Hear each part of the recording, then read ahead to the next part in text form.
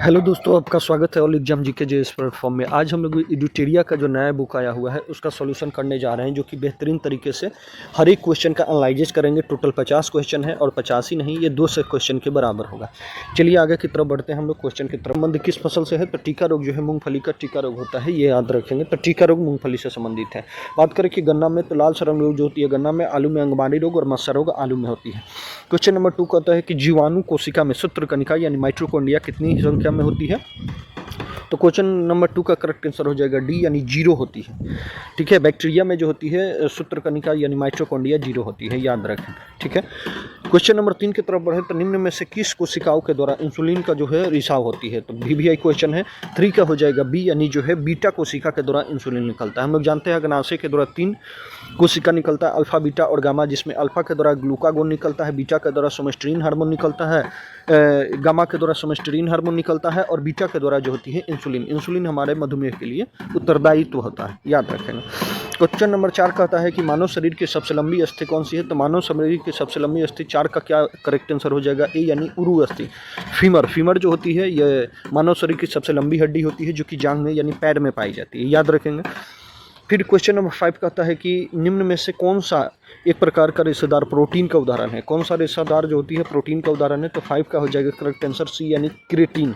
Creatine जो है protein का उदाहरण है। एल्ब्यूमिन की बात करें तो ब्लड प्रोटीन है ये, और हेमोग्लोबिन भी ब्लड प्रोटीन है, याद रखेंगे। एंजाइम एक प्रकार का क्या होता है? तो एंजाइम एक प्रकार का प्रोटीन होता है, ये भी याद रखेंगे। क्वेश्चन नंबर 6 कहता है कि विश्व वानिकी दिवस प्रतिवर्ष किस तिथि को मनाया जाता है? तो हम लोग जानते हैं कि विश्व वानिकी दिवस, क्वेश्चन नंबर 6 का करेक्ट आंसर क्या हो जाएगा? बी यानी 21 मार्च को हम लोग विश्व वानिकी दिवस मनाते हैं। वन दिवस 21 मार्च को, 22 मार्च को बिहार दिवस मनाते हैं, 2 फरवरी को विश्व आर्द्रभूमि दिवस यानी विटलैंड दिवस मनाते हैं, और 1 अक्टूबर को अंतर्राष्ट्रीय वृद्धजन दिवस जो है 1 अक्टूबर को मनाते हैं।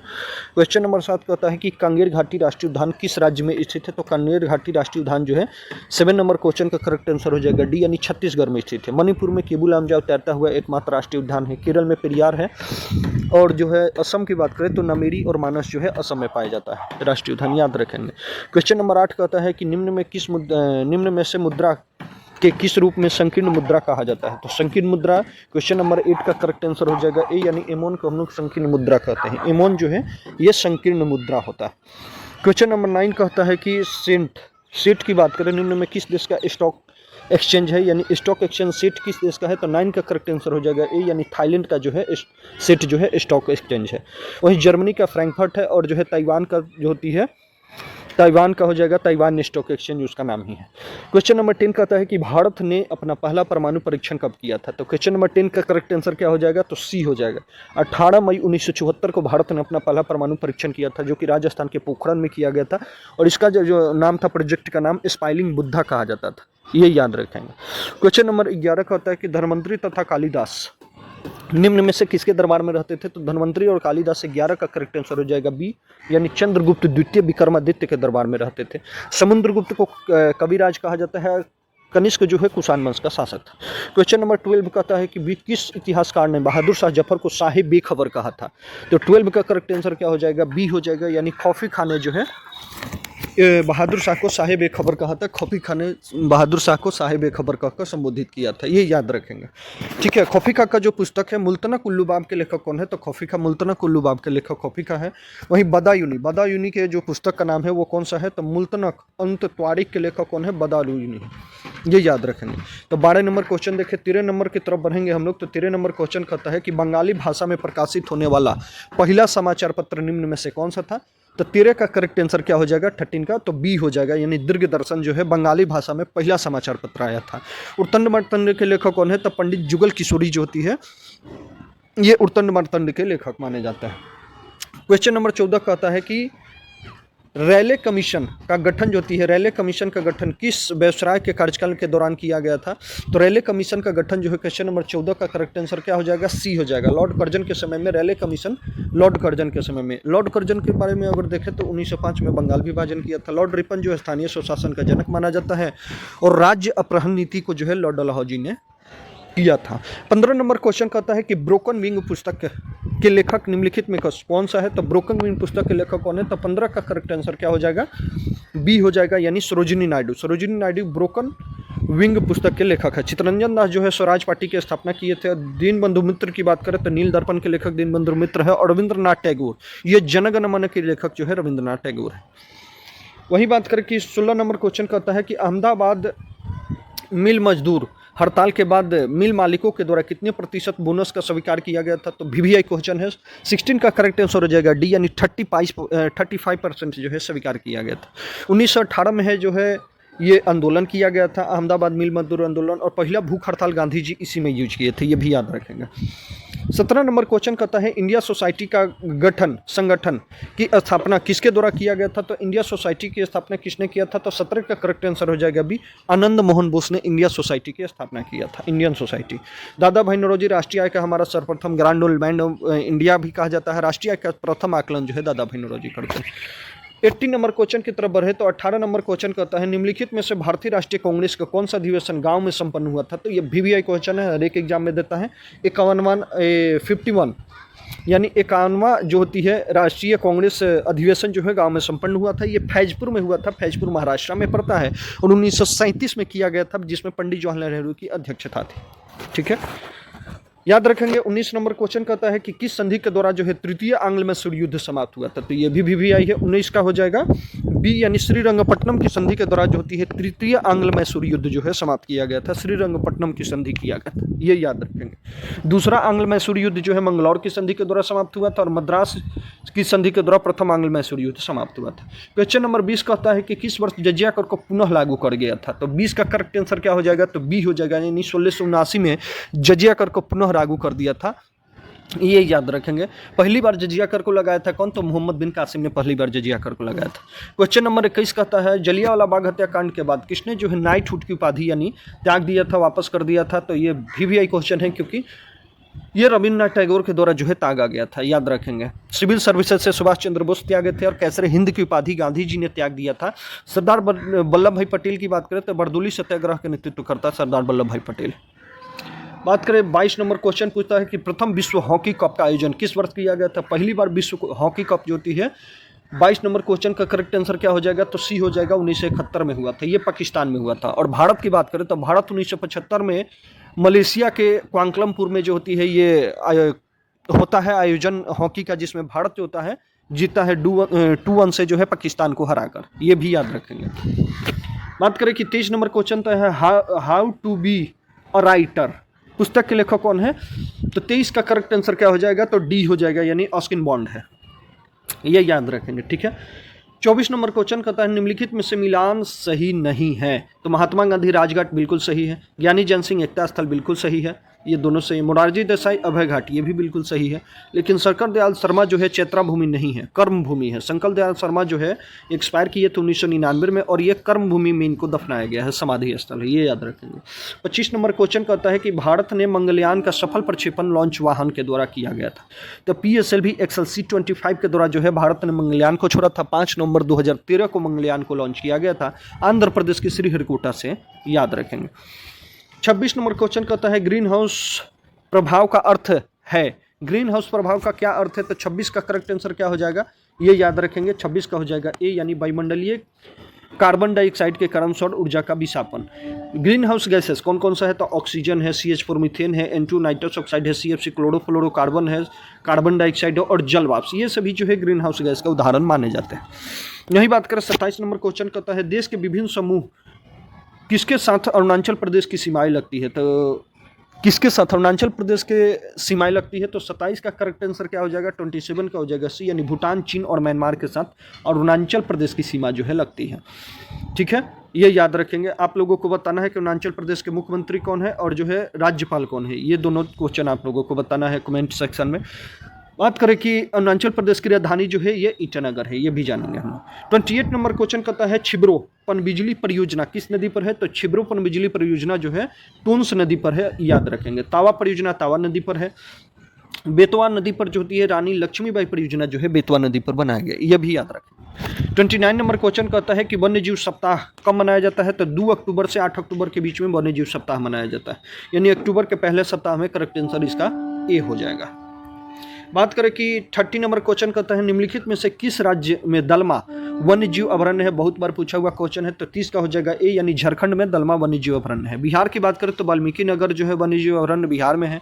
गुजरात में गिर राष्ट्रीय उद्यान जो है गुजरात में, याद रखेंगे।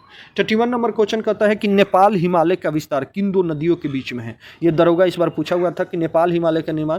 तो 31 का करेक्ट आंसर हो जाएगा बी, यानी कालीन और तीस्ता नदी के बीच में नेपाल हिमालय का विस्तार माना जाता है। ये लगभग 800 किलोमीटर की लंबाई है। सबसे लंबी जो हिमालय की क्षेत्र है नेपाल हिमालय ही माना जाता है, ये याद रखें। काली से तीस्ता के बीच में, सतलज से काली के बीच में कुमाऊं हिमालय माना जाता है जो उत्तराखंड में पड़ती है। 32 नंबर क्वेश्चन कहता है कि पंचायत चुनाव कराने हेतु निर्णय किसके द्वारा लिया जाता है। 32 का करेक्ट आंसर हो जाएगा सी, यानी राज्य सरकार पंचायत का चुनाव कराएंगे। ठीक है, चुनाव आयोग की बात करें तो भाग 15 में दिया गया है आर्टिकल 324 से 29 तक, और भाग 5 में जो है केंद्र सरकार यानी जो है संघ के वर्णन किया गया है। राष्ट्रपति की बात करें आर्टिकल 52 से 78 तक राष्ट्रपति का वर्णन है। 33 नंबर क्वेश्चन करता है कि आर्थिक नियोजन किस सूची का विषय है। तो आर्थिक नियोजन जो है 33 का करेक्ट आंसर हो जाएगा सी, यानी कंकरेंट लिस्ट के विषय माना जाता है आर्थिक नियोजन। कोई भी नियोजन हो कंकरेंट लिस्ट में ही आता है। केंद्र सूची में रेल और डाक आता है, ये VVI है। और राज्य सूची के अंतर्गत भू सुधार लैंड रेवेन्यू जो होती है ये राज्य सूची के अंतर्गत आता है, याद रखेंगे। 34 नंबर क्वेश्चन की तरफ अगर हम लोग बढ़े तो 34 नंबर कहता है कि राष्ट्रपति की सिफारिश के बगैर कोई विधेयक जो कर लगा सकता है विधायिका में नहीं रखा जा सकता। यह प्रावधान भारतीय संविधान के किस अनुच्छेद में वर्णन किया गया। तो 34 का करेक्ट आंसर क्या हो जाएगा ए, यानी अनुच्छेद 117 में वर्णन है। आर्टिकल 124 की बात करें तो ये सुप्रीम कोर्ट का वर्णन माना जाता है। और हाई कोर्ट की बात करें तो हाई कोर्ट का वर्णन किस आर्टिकल में है। तो 226 में है, ये याद रखेंगे। हाई कोर्ट का वर्णन 214, ये याद रखेंगे हम। ठीक है, 226 में जो होती है ये मौलिक अधिकार का वर्णन किया गया है हाई कोर्ट में, यानी फंडामेंटल राइट को आप हाई कोर्ट में पेश करते हैं तो ये माना जाता है। 35 नंबर क्वेश्चन कहता है कि भारतीय संविधान की किस अनुसूची में विभिन्न राज्यों के अनुसूचित क्षेत्र प्रशासन के नियंत्रण के लिए विशेष उपबंध है। तो 35 का करेक्ट आंसर क्या हो जाएगा। 35 का करेक्ट आंसर हो जाएगा यानी 5वीं अनुसूची में दिया गया। 35 का करेक्ट आंसर हो जाएगा सी। नंबर क्वेश्चन कहता है कि बंधुआ मजदूर अधिनियम संसद में तो 1976 में आया था, ये याद रखेंगे हम लोग। 37 नंबर क्वेश्चन कहता है निम्नलिखित में कौन सा एक गैर संवैधानिक निकाय है। तो ये भी VVI क्वेश्चन है। तो 37 का करेक्ट आंसर नीचे स्क्रॉल करना पड़ेगा। 37 का करेक्ट आंसर क्या हो जाएगा आप लोग सोचिए जरा। तो 37 का वैसे करेक्ट आंसर हो जाएगा सी, यानी 134 जो है एक गैर संवैधानिक निकाय है। केवल एक इसमें संवैधानिक निकाय है जिसका आर्टिकल 280 में वर्णन किया गया, वित्त आयोग, फाइनेंशियल कमीशन। लोकपाल जो होती है प्रथम जो है PC घोष थे, पिनाकी चंद्र घोष, ये भी गैर संवैधानिक निकाय है। केंद्रीय अन्वेषण ब्यूरो जो होती है ये भी गैर संवैधानिक। राष्ट्रीय मानवाधिकार भी NHRC जो है ये भी गैर संवैधानिक निकाय है। 38 नंबर क्वेश्चन कहता है कि संपत्ति के अधिकार किस वर्ष मौलिक अधिकार से हटाया गया था। तो ये VVI क्वेश्चन है। 44वां संविधान संशोधन के द्वारा 1978 में जो है संपत्ति के अधिकार को हटा दिया गया था मौलिक अधिकार से, यानी करेक्ट आंसर हो जाएगा बी 38 का। ये रिवर सूत्र पुस्तक के लेखक कौन है। तो 39 का करेक्ट आंसर क्या हो जाएगा। तो रिवर सूत्र पुस्तक के लेखक गीता मेहता है। ठीक है, 40 नंबर क्वेश्चन करता है इनैक। इनैक की बात करें तो ये क्या है, एक प्रकार ENIAC, ये याद रखेंगे। तो ये 40 का करेक्ट आंसर हो जाएगा बी, यानी इलेक्ट्रॉनिक कंप्यूटर है। 1945 में इसको बनाया गया था। फर्स्ट प्रोग्रामर जो होती है ये इनैक जो है बनाया गया था, इसीलिए इलेक्ट्रॉनिक कंप्यूटर ही याद रखेंगे। 41 नंबर क्वेश्चन कहता है कि प्रतिवर्ष वर्ल्ड स्लीप डे कब मनाया जाता है, यानी वर्ल्ड स्लीप डे प्रतिवर्ष कब मनाते हैं। तो 41 का हो जाएगा बी, यानी 19 मार्च को मनाते हैं। 42 नंबर क्वेश्चन कहता है कि निम्न में से किस पर ध्वनि की तरत्व निर्भर करता है। ये VVI क्वेश्चन है कि ध्वनि की तरत्व जो होती है यानी पिच जो होती है फ्रीक्वेंसी पर निर्भर करता है, ये याद रखेंगे। करेक्ट आंसर हो जाएगा बी। और इंटेंसिटी जो होती है एम्पलीट्यूड पर यानी आयाम पर निर्भर करता है, ये भी याद रखेंगे। 43 नंबर क्वेश्चन करता है सूर्य के चारों ओर घूमने वाले पृथ्वी के कौन सा बल जिम्मेदार है। तो सूर्य के चारों ओर जो घूमने वाले पृथ्वी का कौन सा बल जिम्मेदार है। तो 43 नंबर क्वेश्चन का हो जाएगा बी, या न्यूटन जो है गुरुत्वाकर्षण बल दिया था। 43 का करेक्ट आंसर बी हो जाएगा। वहीं अनुदैर्ध्य की बात करें तो ध्वनि एक प्रकार का अनुदैर्ध्य है, नाभिकीय बल एटम में होती है। 44 नंबर क्वेश्चन कहता है थोड़ा सा स्क्रॉल। 44 नंबर क्वेश्चन कहता है कि जब कोई वस्तु पृथ्वी की चंद्रमा से स्थानांतरित किया जाता है तो उसका द्रव्यमान पर क्या प्रभाव पड़ता है। तो याद रखेंगे द्रव्यमान कभी चेंज नहीं होता है, अपरिवर्तित रहेगा, याद रखेंगे। 44 का हो जाएगा सी। लेकिन अगर यहाँ भार बोलता है तो भार चेंज होता है, ठीक है, भार बदलता है, द्रव्यमान कभी नहीं बदलता है, ये याद रखेंगे हम। ठीक है, 45 नंबर क्वेश्चन कहता है कि रात के समय आवासीय क्षेत्र में शोर का अनुमति स्वर कितना होनी चाहिए। तो 45 का करेक्ट आंसर हो जाएगा ए, यानी 45 डेसिबल होना चाहिए। साधारण बातचीत जो होती है 30 से जो होती है 60 डेसिबल के बीच में होती है, 80 डेसिबल से ऊपर शोर माना जाता है। ठीक है, 46 नंबर क्वेश्चन कहता है कि निम्नलिखित में किसका तरंगदैर्घ्य सबसे कम जो है, वेवलेंथ किसका सबसे कम है। तो 46 का करेक्ट आंसर डी, यानी गामा किरण का जो है सबसे कम तरंगदैर्घ्य। याद रखेंगे इस रूल से हम लोग YXUVIR। ठीक है, तो सबसे ज़्यादा तरंगदैर्घ्य सबसे कम किसका हो जाता है, तो गामा किरण का जो है सबसे कम तरंगदैर्घ्य होता है। 46 का हो जाएगा डी। ठीक है, गामा किरण का याद रखें। 47 नंबर क्वेश्चन कहता है कि 6 ओम के 3 प्रतिरोध 6 वोल्ट की सप्लाई के समानांतर क्रम में जोड़ा जाता है, परिपथ की कुल प्रतिरोध कितना होगा। तो 47 का करेक्ट आंसर हो जाएगा ए, यानी 2 ओम हो जाएगा। 48 नंबर क्वेश्चन कहता है कि आवर्त सारणी में वर्ग में ऊपर से नीचे जाने पर 48 नंबर क्वेश्चन कहता है कि आवर्त सारणी के वर्ग में ऊपर से नीचे जाने पर विद्युत ऋणात्मकता पर क्या प्रभाव पड़ता है। 48 का करेक्ट आंसर हो जाएगा ए, यानी घटता है। क्या होगा, घटता है। ठीक है, परमाणु आकार बढ़ेगा, ये भी याद रखें। 49 नंबर क्वेश्चन कहता है कि शराब का पीएच मान निम्न में कितना होता है। तो शराब का पीएच मान जो होती है यानी बी होता है 2.8 होता है, ब्लड का 7.4 होता है, ये भी याद रखें। वही बोलता है कि बिजली का बल्ब का फिलामेंट किस तत्व का बना होता है। तो 50 नंबर क्वेश्चन का करेक्ट आंसर हो जाएगा डी, यानी टंगस्टन का बना होता है, याद रखें। लोहा का परमाणु संख्या 59 होता है, एल्युमिनियम का 13 होता है। ठीक है, तो टोटल 50 क्वेश्चन को देखे हम लोग, जो कि मोस्ट VBI है, हर एक एग्जाम में पूछा जाता है। ऐसे ही हमारे चैनल से जुड़े रहें और डेली ये प्रैक्टिस सेट चलेगा। ठीक है दोस्तों, चैनल को लाइक करें, सब्सक्राइब करें, शेयर करें। शेयर करना तो अवश्य ना भूलें। जय हिंद, जय भारत।